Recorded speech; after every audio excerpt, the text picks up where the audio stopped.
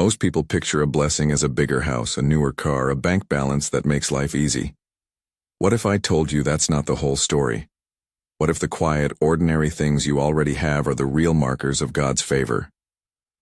Stay with me. I'm going to name 5 signs many of us overlook. Stick around for number 3. It's the one people often miss until it's gone. Number 1, peace of mind. Not just a burst of happiness or the temporary relief of good news. I mean the stillness that lets you lay your head down at night and feel quietly okay, even when the list of problems is long. The Bible speaks of the peace of God that surpasses all understanding. That kind of calm isn't the absence of trouble, it's a steady center in the middle of it. You can feel it in the way your chest settles after the worst thoughts. You can notice it when anger doesn't rise the way it used to, or when you can pray without your mind racing. This is a rare gift. Don't treat it like background noise. Protect it. Turn off the constant scroll. Guard who you let speak into your life. Name the gifts you already have at night. Gratitude keeps this peace alive. Take 1 second now. Picture the last night you slept without dread. Hold that image. Let it remind you that peace is a blessing worth preserving. Number 2, food on your table today. It sounds simple, and because it's common, we often fail to call it holy. Imagine the smell of a warm meal, the clink of plates, a steady, ordinary provision that meets the body's need. There are children and neighbors who go to bed hungry. That contrast should wake us up, not to guilt, but to gratitude and action. When you recognize food as a blessing, it changes small choices. You pause before complaining about what you don't have. You give a little more freely. You start a conversation with someone who might be struggling. If you can, be a channel of that provision. Give, volunteer, invite someone over. And on mornings when there's simply bread on the counter, thank God for the ordinary miracle of enough. Number 3, someone who would answer if you called. This one is easy to ignore until you need it.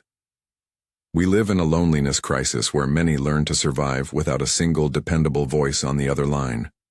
But if you have one person, a friend, an older neighbor, a sibling, a pastor, someone who would pick up at 2 a.m. or answer the text that says, "I can't do this alone," that's spiritual capital. It's not a small thing. Relationships are how grace finds its way from one heart to another. Don't treat that person like an insurance policy. Call them this week not because you need something, but to say, "I'm glad you're in my life." Protect that connection. Say thank you. Be the kind of presence you hope they are for you tomorrow. And if you don't yet have that person, start small.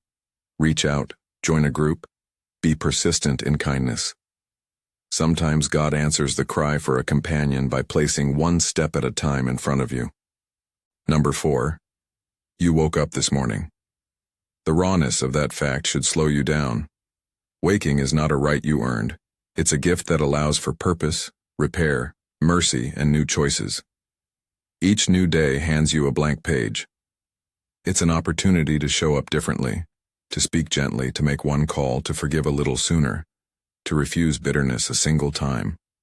Instead of measuring the day by how much you get done, measure it by how you respond to what comes. Take small risks of goodness. Use your waking hours to do something that matters, even in a minor way. A day is not a neutral thing. It carries possibility. Recognize that carrying yourself into the light is a blessing in itself. Number 5, you still have faith. Faith is the multiplier of all other blessings. 2 pieces of bread become more than food when you believe they can be shared. A friendship becomes a lifeline. A morning becomes a fresh start. Faith doesn't have to be big to be real. Jesus said faith the size of a mustard seed moves mountains. What matters is not the size you wish you had, but what you do with the faith you have. Feed it with small spiritual habits. Read 1 paragraph of scripture. Tell God one true thing in prayer. Remember one past mercy. Join another person in a conversation about what you believe. Make tiny acts of obedience that reinforce what you say you trust. Faith needs tending.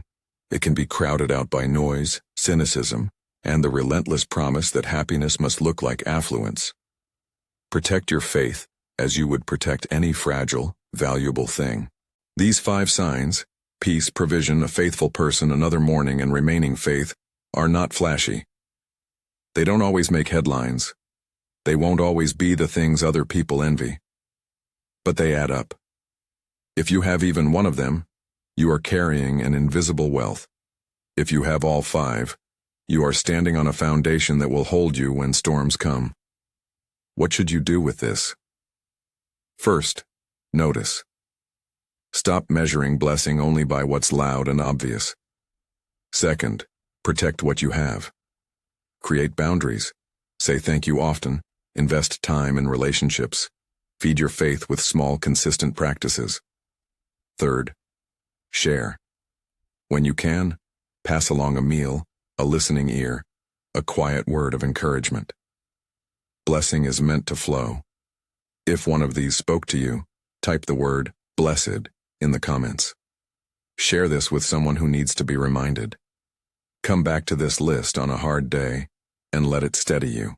You are not forgotten. God sees the small things you overlook. He notices the way you held your temper, the meal you provided, the call you made. If you have even one of these signs, you are standing in favor. Remember that, and let it shape how you live today.